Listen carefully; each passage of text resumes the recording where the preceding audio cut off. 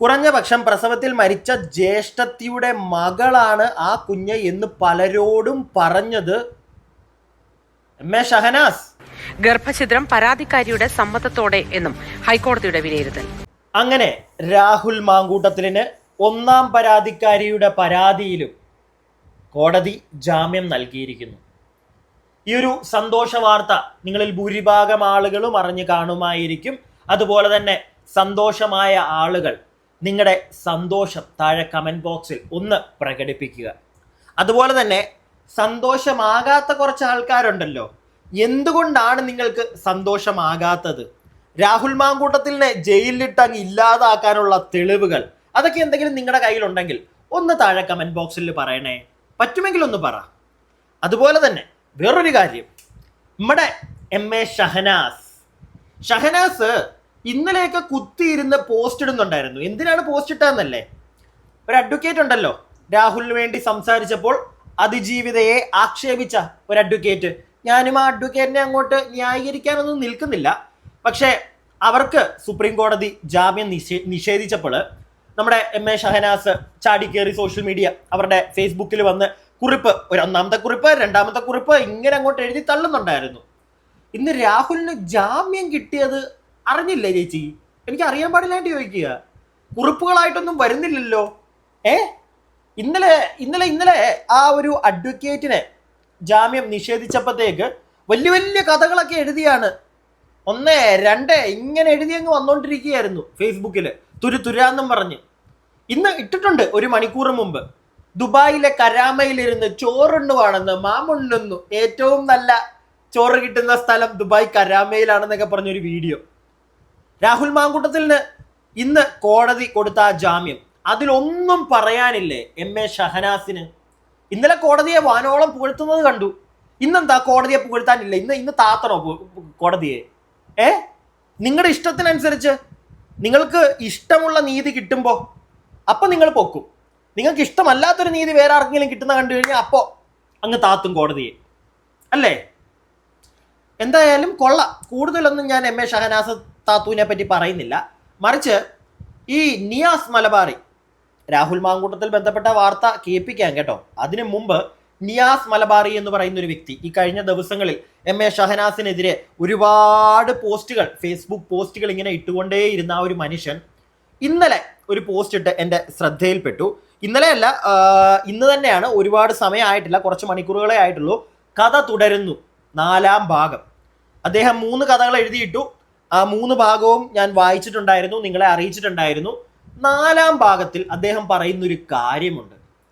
MA. ഷഹനാസെ, ഇദ്ദേഹം പറയുന്ന കാര്യങ്ങൾ ഇപ്പോൾ ഒരു 90% അല്ലെങ്കിൽ ഒരു 95% ജനങ്ങൾ വിശ്വസിക്കാൻ തുടങ്ങി. അതിനുള്ള മെയിൻ കാരണം നിങ്ങളുടെ വായിൽ നിന്ന് ഒരക്ഷരം എതിർത്ത് സംസാരിക്കുന്നില്ല ഈ കഥകൾക്ക്. ഈ കഥകൾ തെറ്റാണെന്നോ ഒന്നും നിങ്ങൾ പറയുന്നില്ല. അതുകൊണ്ട് തന്നെ ജനങ്ങൾ വിശ്വസിക്കും. ഈ 4ാം ഭാഗത്തിൽ പറയുന്ന ഒരു കാര്യം കേട്ടപ്പം പുച്ഛം തോന്നി സ്ത്രീയെ, നിങ്ങളോട് എനിക്ക് പുച്ഛം തോന്നി. ഇദ്ദേഹം ഈ പറയുന്ന കാര്യം സത്യമാണെങ്കിൽ ഒരു സ്ത്രീയാണോ നിങ്ങൾ എന്ന് തന്നെ ചോദിക്കേണ്ട വരും. ഒരു അമ്മയാണോ നിങ്ങൾ എന്ന് തന്നെ ചോദിക്കേണ്ട വരും. എന്താണെങ്കിലും എന്താണ് നിയാസ് മലബാറി എഴുതിയിട്ടിരിക്കുന്നത് അത് ഞാൻ നിങ്ങളെ വായിച്ച് കേൾപ്പിക്കാം. കഥ തുടരുന്നു. ഭാഗം 4. മുസ്ലിം പെൺകുട്ടികളെ മുൻകാലങ്ങളിൽ ചെറുപ്രായത്തിൽ തന്നെ കല്യാണം കഴിച്ചു കൊടുക്കാറുണ്ടായിരുന്നു. മലബാർ മേഖലയിൽ പ്രത്യേകിച്ചും. നമ്മുടെയൊക്കെ മുൻ തലമുറയിലെ ഒരുപാട് സ്ത്രീകൾ അങ്ങനെ 18 വയസ്സിന് മുമ്പ് കല്യാണം കഴിച്ചതും പ്രസവിച്ചതുമൊക്കെ സാധാരണ സംഭവമായിരുന്നു. 1986 ഏപ്രിലിൽ ജനിച്ച ഒരാൾക്ക് 2004 സെപ്റ്റംബറിൽ ഒരു കുഞ്ഞ് ജനിച്ചിട്ടുണ്ടെങ്കിൽ ബാല്യവിവാഹ നിരോധന നിയമവും പോക്സോയൊക്കെ വരുന്നതിന് മുമ്പുള്ള സംഭവമായതുകൊണ്ട് അതിൽ നിയമവിരുദ്ധമായ കാര്യമുണ്ടോ എന്ന് എനിക്കറിയില്ല. ഉണ്ടെങ്കിൽ അവരുടെ അന്നത്തെ ട്യൂഷൻ അധ്യാപകൻ കൂടിയായിരുന്ന ഇന്നത്തെ ഭർത്താവിനെതിരെ ഒരു കേസിനുള്ള വകുപ്പുണ്ട്. നാട്ടുകാർക്ക് ധാർമ്മികതയുടെ ക്ലാസ് എടുക്കുന്ന ഒരാൾ വിവാഹപൂർവ്വ ലൈംഗിക ബന്ധത്തിൽ പ്രായപൂർത്തിയാകുന്നതിന് മുമ്പ് ഗർഭിണിയായിരുന്നു എന്ന ആരോപണം ഉയരുമ്പോൾ കുമിളകൾ പറത്തി ഒളിച്ചോടുകയല്ല വേണ്ടത്. എവിടെ? കോഴിക്കോട് കടപ്പുറത്തിരുന്ന് കുമിള.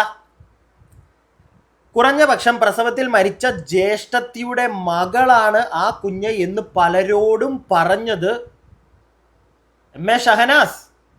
ജാളത മറച്ചു വെക്കാനുള്ള കള്ളമായിരുന്നു എന്നെങ്കിലും സമ്മതിക്കണം. അവരിപ്പോഴും ഇൻസ്റ്റഗ്രാമിൽ റീൽസ് ഇട്ട് പയറുമണി പോലെ ഓടി നടക്കുന്നത് ജനങ്ങൾ കാണുമ്പോൾ ആ കള്ളം ആവർത്തിക്കാതിരിക്കാനുള്ള വകുപ്പുണ്ട്. എം.എ. ഷഹനാസെ, സ്വന്തം ചേച്ചിയുടെ കുഞ്ഞാണ് എന്ന് നിങ്ങൾ പറഞ്ഞിട്ടുണ്ടോ? മരിച്ചുപോയ നിങ്ങളുടെ ചേച്ചിയുടെ കുഞ്ഞാണ്, നിങ്ങളുടെ സ്വന്തം കുഞ്ഞിനെ ചൂണ്ടിക്കാണിച്ചുകൊണ്ട് നിങ്ങൾ അങ്ങനെ ഒരു വർത്തമാനം പറഞ്ഞിട്ടുണ്ട് എങ്കിൽ, ആരോടാണെങ്കിലും അങ്ങനെ ഒരു വർത്തമാനം നിങ്ങൾ പറഞ്ഞിട്ടുണ്ടെങ്കിൽ സ്ത്രീകൾക്ക് തന്നെ നാണക്കേടാണ്. നിങ്ങൾ മനസ്സിലായില്ലേ? നിങ്ങൾ എത്ര മറ്റേ വലിയ വലിയ ഡയലോഗുകൾ സ്ത്രീകൾക്ക് വേണ്ടി പീഡനത്തിൽ പെട്ടുപോയ എന്നൊക്കെ പറഞ്ഞ് കുറെ സ്ത്രീകളെ ഇങ്ങനെ പൊക്കി എടുക്കുന്നുണ്ടല്ലോ. അവർക്കൊക്കെ വേണ്ടി നിങ്ങൾ എത്രയൊക്കെ വാതോരാതെ സംസാരിച്ചാലും സ്വന്തം കുഞ്ഞിനെ കാണിച്ച് നാട്ടുകാരുടെ അടുക്കൽ ഇത് മരിച്ചുപോയ ചേച്ചിയുടെ കുഞ്ഞാണ് എന്ന് എം.എ. ഷഹനാസ് പറഞ്ഞിട്ടുണ്ടെങ്കിൽ, കർമ്മ എന്ന് പറയുന്ന ഒരു സാധനം ഉണ്ടെങ്കിൽ തിരിച്ചണ്ണാക്കിൽ അടിച്ചു കിട്ടും. അല്ല, എനിക്ക് തോന്നുന്നു ഇപ്പൊ ഈ സാധനങ്ങളൊക്കെ ഇങ്ങനെ പുറത്ത് വന്നുകൊണ്ടിരിക്കുന്നത് ആ കർമ്മയുടെ ഒരു ഫലമാണ് ഇങ്ങനെ വന്നുകൊണ്ടിരിക്കുന്നത്. രാഹുലിനെ പറ്റിയിട്ടുള്ള വാർത്ത കേൾപ്പിക്കാം. കുറച്ചധികം കാര്യങ്ങൾ പറയാനുണ്ട്. കുറച്ച് എന്താണ് പ്രശ്നങ്ങളുണ്ട്. രാഹുലിന് ജാമ്യം കിട്ടിയെങ്കിലും കുറച്ച് കാര്യങ്ങൾ പറയാനുണ്ട്. അതിലേക്ക് പോകുന്നതിന് മുമ്പ് എം.എ. ഷഹനാസിന്റെ ഫേസ്ബുക്ക് പോസ്റ്റുകൾ ഞാൻ നിങ്ങൾക്കൊന്ന് വായിച്ചു തരാമേ. അധികമൊന്നുമില്ല, കൂടുതൽ വായിക്കുന്നുമില്ല. ഒരു കാര്യം പോയിന്റ് ഔട്ട് ചെയ്ത് കാണിക്കാൻ വേണ്ടി മാത്രമാണ്, ഒരൊറ്റ കാര്യം പോയിന്റ് ഔട്ട് ചെയ്യാൻ വേണ്ടി മാത്രം. അതായത് കണ്ടോണേ. 20 മണിക്കൂർ മുമ്പ് രാഹുൽ മാങ്കൂട്ടത്തിലിനെ അനുകൂലിച്ചുകൊണ്ടും അതിജീവിതയെ വ്യക്തിഗത ചെയ്ത സമൂഹ മാധ്യമങ്ങളിൽ പോസ്റ്റിട്ട അഡ്വക്കേറ്റ് ദീപ ജോസഫിന്റെ ജാമ്യ ഹർജി സുപ്രീം കോടതി തള്ളി. സന്തോഷം. സുപ്രീം കോടതിയുടെ ഈ വാക്കുകൾ സ്ത്രീകൾക്ക് നൽകുന്ന ഒരു സമാധാനമുണ്ട്. ദീപ ജോസഫിന്റെ തന്നെയാണ് അതും. അപ്പൊ ദീപ ജോസഫിന്റെ തള്ളിക്കളഞ്ഞപ്പോഴത്തേക്ക് ഭയങ്കര സന്തോഷമായിരുന്നു. എന്നിട്ട് 1 മണിക്കൂർ മുമ്പ് ഇട്ടേക്കുവാണ്. ഞാൻ ഈ വീഡിയോ എടുക്കുന്നതിന് 1 മണിക്കൂർ മുമ്പ്. ഏറ്റവും വലിയ വേദന വിശപ്പിന്റെ വിളി. കണ്ടല്ലോ, ഏറ്റവും വലിയ വേദന വിശപ്പിന്റെ വിളി എന്നും പറഞ്ഞിട്ടാണ് ചേച്ചി ഒരു സാധനം, ഒരു റീല് മറ്റേ പുട്ടടിക്കുന്ന വീഡിയോ കരാമയില് ദുബായിൽ. ഓക്കെ, രാഹുലിന് ജാമ്യം കിട്ടിയത് അറിഞ്ഞില്ലായോ? പൊന്ന് എം.എ. ഷഹനാസ്, അറിഞ്ഞില്ലായോ? എന്നിട്ട് എന്താ ഒന്നും പറയാത്തെ? കോടതി ചെയ്തത് തെറ്റാന്ന് പറ നിങ്ങള്. കോടതിയെ ചോദ്യം ചെയ്ത് നിങ്ങള്. എന്നിട്ട് അപ്പം വേറൊരു കാര്യം കൂടെ പറയണം. ഇന്നലെ കോടതി ആ അഡ്വക്കേറ്റിനോട് ചെയ്തതും തെറ്റാണെന്ന് പറയണം കേട്ടോ. പറയാൻ പറ്റത്തില്ല അല്ലേ? നിങ്ങൾക്ക് ഇഷ്ടപ്പെടുന്ന തരത്തിലുള്ള, നിങ്ങൾക്ക് സമാധാനം കിട്ടുന്ന തരത്തിലുള്ള ഒരു വിധി വരുമ്പോൾ നിങ്ങൾക്ക് എല്ലാവരും നല്ല ആൾക്കാർ, അല്ലെങ്കിൽ എല്ലാവരും മോശക്കാർ. പച്ചപ്പൊയി ഇനിയും വന്നിരുന്ന് പറയല്ലേ. മനസ്സിലായോ? നിങ്ങളോട് ചോദിക്കുന്ന ചോദ്യങ്ങൾക്ക് എപ്പോഴെങ്കിലും ഒരു തവണ നിങ്ങൾ മറുപടി കൊടുക്കൂ. നിങ്ങൾ IAS കാരിയാന്ന് പറഞ്ഞ് പറ്റിച്ചോ? ആ ഫോട്ടോ എന്ത്? സ്വന്തം കുഞ്ഞിനെ, ചേച്ചിയുടെ കുഞ്ഞ്, മരിച്ചുപോയ ചേച്ചിയുടെ കുഞ്ഞെന്ന് നിങ്ങൾ ആരോടെങ്കിലും ഒക്കെ പറഞ്ഞോ? നിങ്ങളുടെ ഐഡന്റിറ്റി കാർഡിലെ പേര് പ്രിയ സിജീഷ്. ഇതിലൊക്കെ എന്താണ് നിങ്ങൾക്ക് പറയാനുള്ളത്? കൂടുതൽ ചോദ്യം വരുമ്പോൾ ഇവിടുന്ന് കെട്ടി നേരെ ദുബായിലേക്ക്. പേടിച്ചോടിയതല്ലേ എം.എ. ഷഹനാസെ? നിങ്ങൾ പേടിച്ചോടിയത്. ഒരു പേടിയുമില്ലെങ്കിൽ നാട്ടിൽ നിന്ന് നിങ്ങൾക്ക് വരുന്ന ആരോപണങ്ങൾക്കെതിരെ നിങ്ങൾ മറുപടി കൊടുക്കണം. അങ്ങനെയാണെങ്കിൽ നിങ്ങൾക്ക് രാഹുൽ മാങ്കൂട്ടത്തിലിന്റെ വിഷയത്തിൽ സംസാരിക്കാൻ ഒരു അവകാശമുണ്ടെന്ന് നമ്മൾ സമ്മതിക്കാം. സംസാരിക്കൂ, നിങ്ങൾ കേൾക്കാം നമ്മൾ. അതല്ലാതെ നിങ്ങൾ പറയുന്നതൊന്നും ഇനി ജനങ്ങൾ കേൾക്കില്ല എം.എ. ഷഹനാസ്. അത് നിങ്ങളൊന്ന് മനസ്സിലാക്കിയാൽ കൊള്ളാം. ഇനി രാഹുൽ മാങ്കൂട്ടത്തിലുമായി ബന്ധപ്പെട്ട ഈ വാർത്ത തുടക്കത്തിൽ ഇത്രയും പറഞ്ഞിട്ട് ഇങ്ങോട്ട് വരണമെന്നാണ് ഞാൻ കരുതിയത്. അതുപോലെ തന്നെയാണ് ഞാൻ ഈ വീഡിയോ ചെയ്യുന്നത്. ഇനി നമുക്ക് രാഹുലിന്റെ കാര്യങ്ങൾ സംസാരിക്കാം. രാഹുൽ മാങ്കൂട്ടത്തിലിന്റെ മുൻകൂർ ജാമ്യ കേസിൽ സുപ്രധാന പരാമർശങ്ങളുമായി ഹൈക്കോടതി. ഉഭയസമ്മതപ്രകാരമുള്ള ബന്ധമാണ് എന്നാണ് പ്രഥമ ദൃഷ്ട്യാ ഉള്ള സൂചന.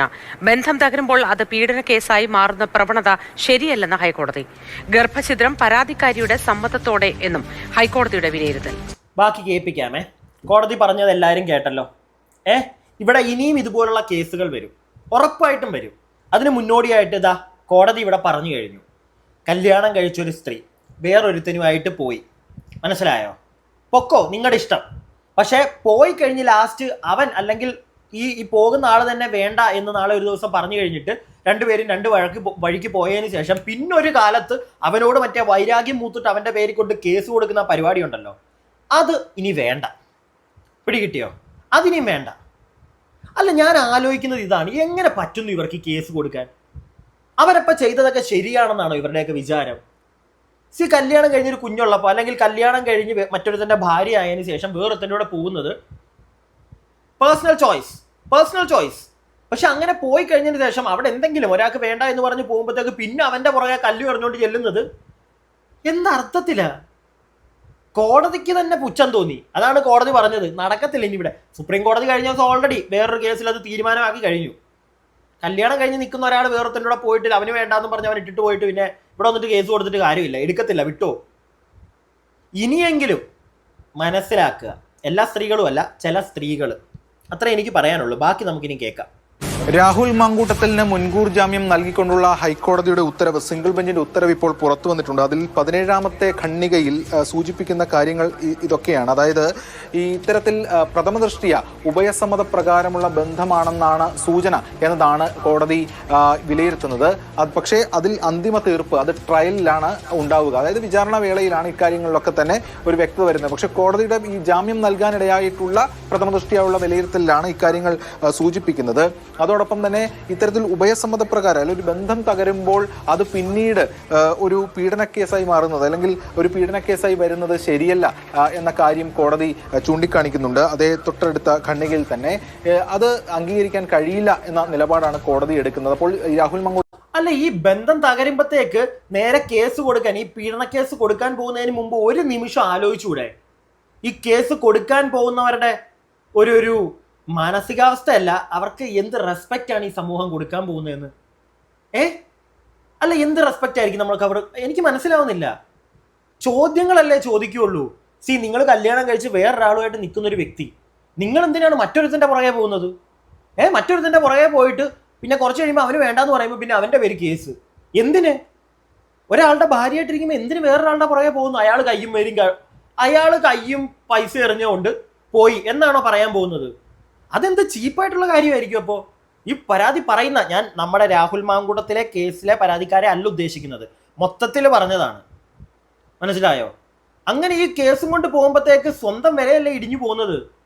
ഇല്ലെങ്കിൽ പിന്നെ ഒരാളെ കല്യാണം കഴിച്ചു, അയാളുമായിട്ട് ഡിവോഴ്സ്ഡ് ആയി, അതിനുശേഷം വേറൊരാളുമായിട്ട് റിലേഷൻഷിപ്പിലിരിക്കുന്നു. അപ്പോൾ ഇതുപോലുള്ള എന്തെങ്കിലും പ്രശ്നം വരികയാണ്, ഉപദ്രവിക്കുകയാണ്, കേസുമായിട്ട് പോയാൽ പിന്നെയുണ്ട്. ഇത് വേറൊരാളുടെ ഒരു പാർട്ട്ണറായിട്ടിരിക്കുമ്പോൾ പോകുന്നത് ഓക്കെ, അത് അവരവരുടെ, ഞാനതാ പറയുന്നത്, പേഴ്സണൽ ചോയ്സ്. കാരണം പലർക്കും പല പ്രശ്നങ്ങൾ കുടുംബത്തിൽ കാണും, പല പ്രശ്നങ്ങളും നമുക്ക് പറയാൻ പറ്റത്തില്ല. അതുകൊണ്ടായിരിക്കാം ഒരു സമാധാനവും കിട്ടത്തില്ല. എവിടുന്നെങ്കിലും ഇത്തിരി സ്നേഹവും സമാധാനവും കിട്ടുമ്പോൾ ആരാണെങ്കിലും പോട്ടെ. പക്ഷെ അങ്ങനെ പോയിട്ട് അവിടെ ഇനി ആ ചെല്ലുന്ന ഒരാൾക്ക് ചിലപ്പോൾ കുറച്ച് കഴിയുമ്പോഴത്തേക്ക് ഇത് പ്രശ്നമാണ് എന്ന് തോന്നുമ്പോൾ മാറുമ്പോഴത്തേക്ക് നേരെ കേസുമായിട്ട് ഇറങ്ങുന്നത് ഒരു കാരണവശാലും കോടതി പോലും പുച്ഛം തരും നിങ്ങൾക്ക് എന്ന് മനസ്സിലാക്കുക.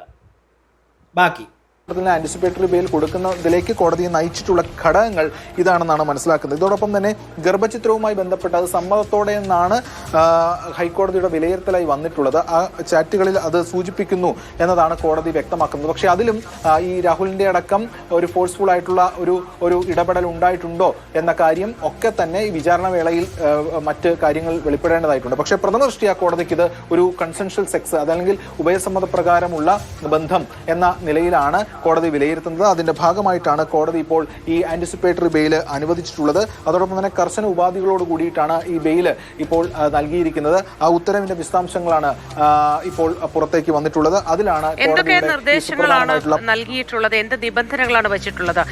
നിബന്ധനകളൊക്കെ നമുക്ക് നോക്കാം. അതിന് മുമ്പായിട്ട് എന്താണ് പാസ്പോർട്ടൊക്കെ പുള്ളിയുടെ സബ്മിറ്റ് ചെയ്യണം. പുള്ളി പിന്നെ എല്ലാ മണ്ടേയും എനിക്ക് തോന്നുന്നു അന്വേഷണ ഉദ്യോഗസ്ഥരെടുക്ക ചെല്ലണം. അതിനെപ്പറ്റി സംസാരിക്കാം. അതിനു മുമ്പ് ഇവിടെ ഒരു കാര്യം നമ്മൾ മനസ്സിലാക്കേണ്ടത്, കോടതി തന്നെ നോക്കിയപ്പോൾ മനസ്സിലായി, ചാറ്റുകളും കാര്യങ്ങളും എല്ലാം നോക്കിയപ്പോഴത്തേക്ക് രണ്ടുപേരും ഒരേപോലെ സമ്മതത്തോടു കൂടിയായിരുന്നു അവരെ പല കാര്യങ്ങളും ചെയ്തുകൊണ്ടിരുന്നത്. മനസ്സിലായോ? അല്ലാതെ രാഹുൽ അങ്ങോട്ട് റോട്ടിൽ കൂടെ പോയ ഒരാളെ അങ്ങോട്ട് കയ്യും കാലും കെട്ടിയിട്ട് വീട്ടിലോട്ട് കൊണ്ടുവന്നിട്ടിട്ട് ഒന്നും ചെയ്യുമല്ലായിരുന്നു. അങ്ങനെയാണെങ്കിൽ ഓക്കെ, അവനെ കല്ലെറിയണം, അവനെ അകത്തിടണമെന്ന് തന്നെ ഞാൻ പറഞ്ഞേനെ. ഇവിടെ പക്ഷെ അതല്ല. രണ്ടുപേരും പേഴ്സണലായിട്ട് സംസാരിക്കാറുണ്ട്. അവർ രണ്ടുപേരും ഇഷ്ടപ്പെട്ടിട്ടാണ് രണ്ടുപേരും. അതെല്ലാം കഴിഞ്ഞപ്പോഴത്തേക്ക് ഈ കേസ് അതിൻ്റെ പുറകെ പോകുന്നത്, ഇത് സത്യം പറഞ്ഞാൽ ഈ ഒരു കേസിൽ രാഹുൽ മാങ്കൂട്ടത്തിൽ ശിക്ഷിക്കൽപ്പെട്ട് കഴിഞ്ഞാൽ ഇനിയുള്ള കാലത്ത് സത്യം പറഞ്ഞാൽ കോടതിക്കത് മനസ്സിലായി കാണും, ഇവിടെ ആണുങ്ങൾ പേടിച്ച് വേണം ജീവിക്കാൻ. പിടികിട്ടിയോ? മര്യാദയ്ക്കൊന്ന് റോട്ടിലിറങ്ങി നടക്കാൻ ചിലപ്പോൾ പറ്റാത്തൊരവസ്ഥ വരും ആണുങ്ങൾക്ക്. ഒന്ന് നേരെ ആരെങ്കിലും നോക്കിക്കഴിഞ്ഞാൽ നേരെ കേസ് കൊടുക്കുക, പിടിച്ച് അകത്തിടുക. ആ ഒരവസ്ഥ, ആ ഒരു പേടി പുരുഷന്മാർക്ക് വരാതിരിക്കാൻ വേണ്ടിയാണ് കോടതി നല്ല വ്യക്തമായിട്ട് തന്നെ തെളിവുകളെല്ലാം നോക്കിയത്. രാഹുലിന് ജയിലിൽ ഇടാതെ ജാമ്യം അങ്ങോട്ട് അനുവദിച്ചു, ജയിലിലിട്ടു. അത് പിന്നെ ഒരു കാലത്തും മാറത്തില്ല. ഒരു സ്ത്രീ കൊണ്ട് കേസ് കൊടുത്തു കഴിഞ്ഞാൽ ഉടനെ പിടിച്ച് ഫസ്റ്റ് അകത്തിടുക. അത് കഴിഞ്ഞിട്ടേ പിന്നെ തെളിവുകളും കാര്യങ്ങളൊക്കെ നോക്കത്തുള്ളൂ. അതും കൂടെ ഒന്ന് മാറി കിട്ടണം, മനസ്സിലായോ? അതും കൂടെ ഈ ഒരു കേസിലൂടെയൊക്കെ ചിലപ്പോൾ അതിലേക്ക് ആ ഒരു പ്രോസസ്സിലേക്കുള്ള ഒരു വഴിത്തിരിവ് ആയിരിക്കാം, മനസ്സിലായില്ലേ? ഇനി ഒരു പെൺകുട്ടി കൊണ്ടുവന്ന് നേരെ കേസ് അങ്ങോട്ട് കൊടുത്താൽ പെട്ടെന്ന് പിടിച്ച് അങ്ങോട്ട് 14 ദിവസം റിമാൻഡിൽ ഇടുന്ന ആ ഒരു പ്രോസസ്സും കൂടെ ഇല്ലാതായാൽ സത്യം പറഞ്ഞാൽ പുരുഷന്മാർക്കും ഈ നാട്ടിലൊരു വിലയുണ്ടെന്ന് തെളിയിക്കും കോടതി. അതാണ് സത്യം പറഞ്ഞാൽ വരേണ്ടത്. കുറച്ചും കൂടെ ഉള്ളൂ, നമുക്ക് അതും കൂടെ ഒന്ന് കേൾക്കാം. ഈ ജാമ്യം നൽകുന്നതിനോടൊപ്പം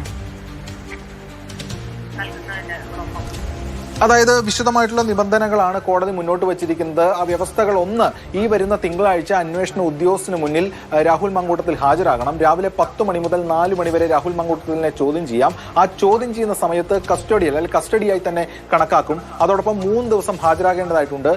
അങ്ങനെ തുടർച്ചയായി 3 ദിവസം വരണം. ഇതിനുശേഷം വൈദ്യപരിശോധനയ്ക്ക് വിധേയമാക്കണം. തുടർന്ന് അറസ്റ്റ് രേഖപ്പെടുത്തുന്നതാണെങ്കിൽ അറസ്റ്റ് രേഖപ്പെടുത്തേണ്ടതുണ്ടെങ്കിൽ അറസ്റ്റ് രേഖപ്പെടുത്തി ജാമ്യത്തിൽ വിടണം. ഇതോടൊപ്പം തന്നെ സംസ്ഥാനം വിട്ട് പുറത്ത് പോകാൻ പാടില്ല. പാസ്പോർട്ട്, അതോടൊപ്പം തന്നെ ഫോൺ ഉൾപ്പെടെയുള്ള കാര്യങ്ങൾ ഹാജരാക്കേണ്ടതായിട്ടുണ്ട്. കൂടാതെ ഇതിനുശേഷം എല്ലാ മാസത്തിലെ ഒരു ശനിയാഴ്ച, ആ ശനിയാഴ്ച അന്വേഷണ ഉദ്യോഗസ്ഥന് മുന്നിൽ ഹാജരാകണം എന്നതടക്കമുള്ള വ്യവസ്ഥകളാണ് കോടതി ഇതിന്റെ ഭാഗമായിട്ട് നൽകിയിട്ടുള്ളത്. എന്തായാലും ഓക്കെ, മതിയല്ലോ അല്ലേ? അപ്പൊ ഇതൊക്കെയാണ് പുള്ളിക്ക് എന്താണ് സ്റ്റേറ്റ് വിട്ടൊന്നും പോകാൻ പറ്റത്തില്ല, പാസ്പോർട്ട് സബ്മിറ്റ് ചെയ്യണം, അതൊക്കെ എന്താണെങ്കിലും പറയും, അത് ചെയ്യുക. ഇനിയും മാന്യമായിട്ട് ഞാൻ പറയുന്നത്, ഈ രാഹുൽ മാങ്കൂട്ടത്തിനെതിരെ ഇത്രയും പ്രശ്നങ്ങൾ ഉണ്ടാക്കിയല്ലോ, ആ മനുഷ്യനെ അങ്ങോട്ട് വലിച്ചു കീറിയല്ലോ, രാഹുൽ ഇനി സുപ്രീം കോടതി കൊണ്ടൊരു കേസ് കൊടുക്കണമെന്നാണ് ഞാൻ പറയുന്നത്. എല്ലാവർക്കും എതിരെ അങ്ങോട്ട് കേസ് കൊടുക്കണം, നീട്ടിപ്പിടിച്ച് കേസ് കൊടുക്കണം. എന്ത് കാര്യത്തിന് ആ മനുഷ്യൻ ഇപ്പൊ കോടതി ജാമ്യം കൊടുത്തു, കോടതി നോക്കും ഇവൻ ഭയങ്കരമായിട്ട് ഫോഴ്സ് ചെയ്തിട്ടുണ്ടോ, ഈ പ്രഗ്നൻസി ഇല്ലാതെയാക്കാൻ വേണ്ടി ഇവൻ ഫോഴ്സ് ചെയ്തിട്ടുണ്ടോ. അങ്ങനെ ചെയ്തിട്ടുണ്ടെങ്കിൽ ഉറപ്പായിട്ടും അതിനുള്ള ശിക്ഷ കിട്ടും. അതിലും രാഹുൽ നിരപരാധി എന്ന് തെളിഞ്ഞാൽ സത്യം പറഞ്ഞാൽ രാഹുൽ സുപ്രീം കോടതി പോകണം. അതെൻ്റെ ഒരു അഭിപ്രായം. നിങ്ങൾക്ക് നിങ്ങളുടെ അഭിപ്രായം താഴെ കമന്റ് ബോക്സിൽ പറ. പോകണ്ടേ രാഹുൽ? ഇത്രയും അവനായിട്ട് വലിപ്പിച്ചില്ലേ, അകത്ത് ഡീപ്പിച്ചു. എത്ര ദിവസം കിടന്നു അകത്ത്? ആർക്ക് വേണ്ടി, എന്തിനു വേണ്ടി? അവന്റെ മാത്രം സോക്കേടല്ലായിരുന്നല്ലോ. അവൻ മാത്രം റോട്ടിൽ കൂടെ പോയ ഒരാളെ പിടിച്ചു വലിച്ച് അകത്ത് കയറ്റിയിട്ട് എന്തെങ്കിലുമോ കാണിച്ചായിരുന്നെങ്കിൽ ഓക്കെ, കിടക്കട്ടെ 14 ദിവസം പറയായിരുന്നു. 14 അല്ല, ഇനി അങ്ങോട്ടുള്ള കാലം കിടക്കട്ടെ എന്ന് ഞാൻ പറഞ്ഞേനെ. ഇത് 2 പേരുടെ ഇഷ്ടത്താൽ 2 പേര് ഒന്നിച്ചപ്പോൾ അതിന്റെ പേരിൽ രാഹുൽ മാത്രം 14 ദിവസം അകത്ത് കിടന്നു. അതെന്ത് പരിപാടിയാ? ഇത് ഇവിടെ കൊണ്ട് തീരില്ല. രാഹുലിന് ജാമ്യം കിട്ടിയത് കൊണ്ട് ഇതിവിടെ എനിക്ക് താല്പര്യമില്ല അങ്ങനെ ഇതങ്ങ് തീർക്കണമെന്ന്. രാഹുൽ ഇനി തിരിച്ചൊന്നും ചെയ്യാതെ മുന്നോട്ട് പോകണമെന്നല്ല, കേസ് കൊടുക്കണം സുപ്രീം കോടതിയിൽ. സുപ്രീം കോടതി തീരുമാനിക്കട്ടെ. ഇല്ലെങ്കിൽ ഇനി ഇങ്ങനെ മുന്നോട്ട് പോയി കഴിഞ്ഞാൽ ഉണ്ടല്ലോ, ആണുങ്ങള് എൻ്റെ പൊന്നെ ഒരു കാര്യമില്ലാതെ, ഞാൻ നേരത്തെ പറഞ്ഞില്ല, റോട്ടിൽ കൂടെ ഇറങ്ങി നടക്കാൻ പറ്റാത്ത അവസ്ഥ വരും. ഞാനീ പറഞ്ഞത് മുഴുവൻ എൻ്റെ അഭിപ്രായമാണ്. നിങ്ങളുടെ അഭിപ്രായങ്ങൾ താഴെ കമന്റ് ബോക്സിൽ. അടുത്ത വീഡിയോ ആയിട്ട് നമുക്ക് എത്രയും പെട്ടെന്ന് കാണാം. അടുത്ത വീഡിയോ ആയിട്ട് കാണുന്നവരേക്കും stay tuned and stay weird.